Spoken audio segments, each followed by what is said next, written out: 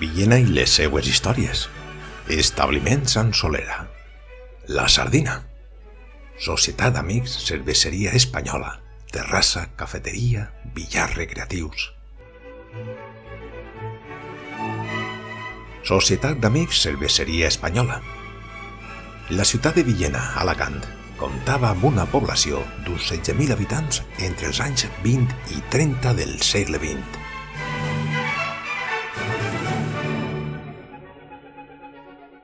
La modesta seu de la Societat d'Amics Cerveseria Espanyola es va obrir com a punt de trobada, lleure i tertúlies de la burguesia i joventut local. Era l'espai físic on es feien les tertúlies i les reunions recreatives dels veïns de Villena. A l'edifici, antiga casona senyorial, a la façana del qual ostentava orgullós escut d'armes de la cantonada del carrer de Sant Francesc 8 amb la del Ras de Sant Francesc.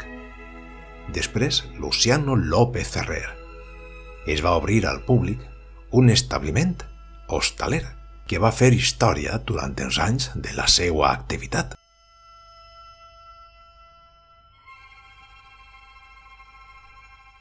La propietat de l'edifici era de la família Selva, Mergelina Martínez Olivencia.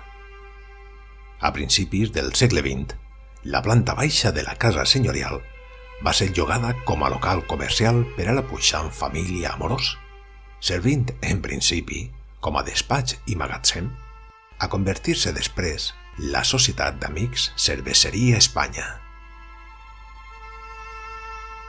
El sobrenom de La Sardina és perquè sota el blasón escut d'armes on s'ubicava la terrassa se servia la famosa sardina arenc i de la qual els espavilats villeners li van posar el sobrenom. Es va inaugurar a l'any 1908 i el local es va convertir en un gran emblema de la vida social del municipi. L'establiment destacava per tenir una de les terrasses més cuidades i estètiques de l'època. El seu perímetre estava delimitat per una cuidada estructura de fusta d'estil arabesc i exòtic, arcs i gelosies, calades d'inspiració mudèjar, amb lona com a coberta i cortinetes a les seues mampares bellament confeccionades. Comptava amb estructures plenes d'arabesc i detalls ornamentals minuciosos amb un mobiliari i ambient que convidava a un descans idíl·lic on se servien refrigeris de l'època i es respirava un ambient pausat on les villeneres lluïen el millor de la seua guardarroba i els seus complements.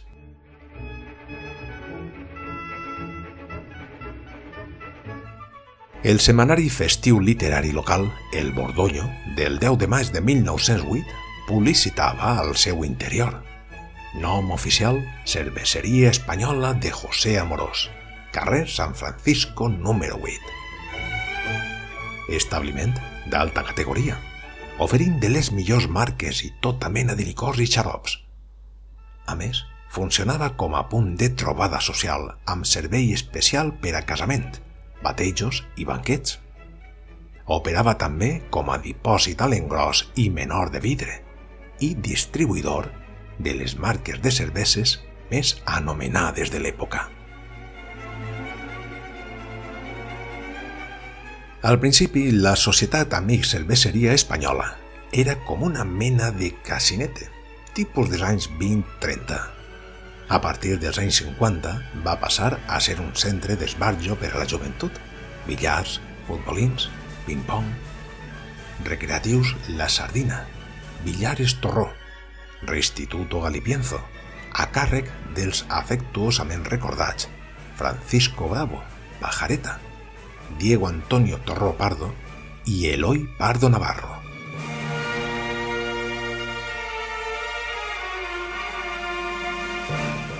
Anteriorment a l'obertura de la planta baixa de l'establiment, va estar oberta una altra cerveseria al número 5 del mateix carrer, denominada Cerveseria Espanyola, de José Amorós Hernández, propaganda a la revista de festes de Villena de 1904.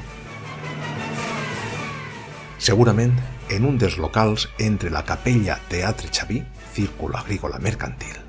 La Societat Amics Cerveseria Espanyola, afectuosament i històricament coneguda com Bar Cafeteria La Sardina, va conviure en l'edifici solar del teatre construït Circe 1885 en honor del compositor universal local Ruperto Xaví Lorente, fins al seu tancament.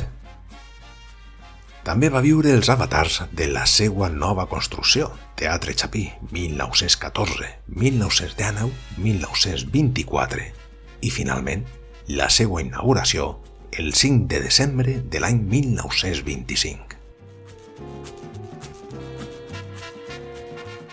També va compartir la construcció del Casino Cercle Agrícola Mercantil de Villena, des de l'any 1909 al 1923, en què va ser inaugurat.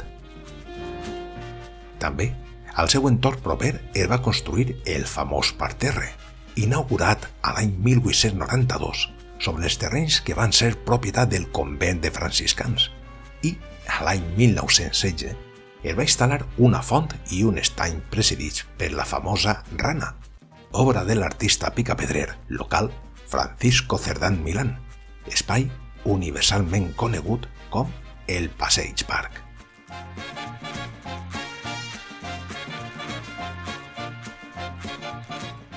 L'antiga electroharinera villenense també va unida especialment a la seu Amics Cerveseria Espanyola, en ser inaugurada l'any 1908 i ocupar els terrenys confrontats amb la famosa cafeteria La Sardina, anys 1903, 1905 i 1908.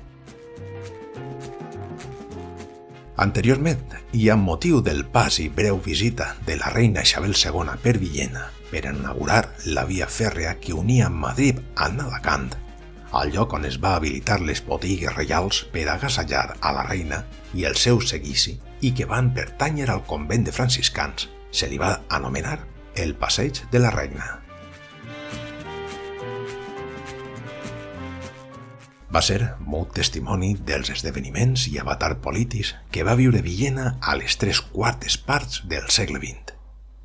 Monarquia constitucional del rei Alfons XIII fins a l'any 1923 i dictadura amb Miguel Primo de Rivera de 1923 a 1930. Fet rellevant, mort del villener tinent menor al desembarcament d'Alhucemes el 8 de setembre de 1924 a la Guerra del Rif. Segona República Espanyola i exili del rei, 14 d'abril de 1931 fins a l'1 d'abril de 1939. Agitats temps de canvis polítics amb una forta confrontació d'ideals. Burgesia, caciquil religiosa, de dretes i els seus interessos econòmics i de poder, i el proletariat, amb forta presència de l'esquerra anarquista, comunista, socialista i laica. Aquest últim, legitimat després d'unes eleccions municipals que van donar lloc a la Segona República del 14 d'abril de desembre de 1931 per les Corts Constituents.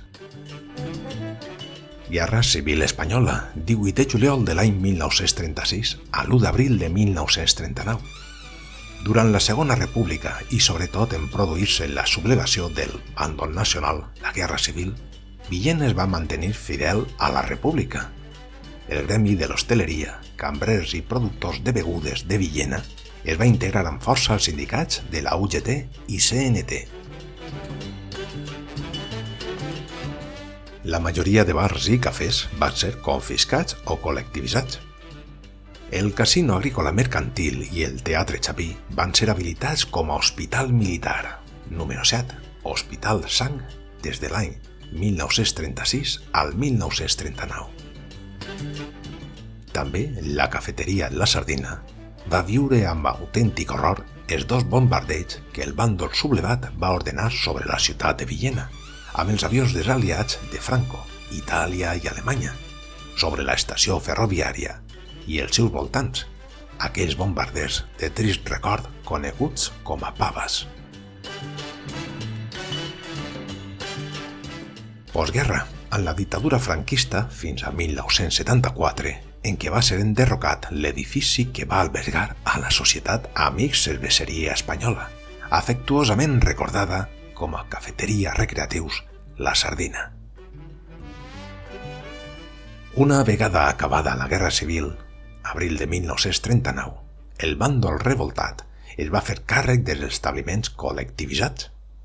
Després, i fins a l'enderrocament, la famosa Sardina de Villena va saber ser i estar a les altures de les circumstàncies, un punt de referència, tolerància i respecte per a totes les persones, sobretot la joventut, que havien de continuar convivint, malgrat pensar de diferents formes, entorn dels seus famosos recreatius i billars.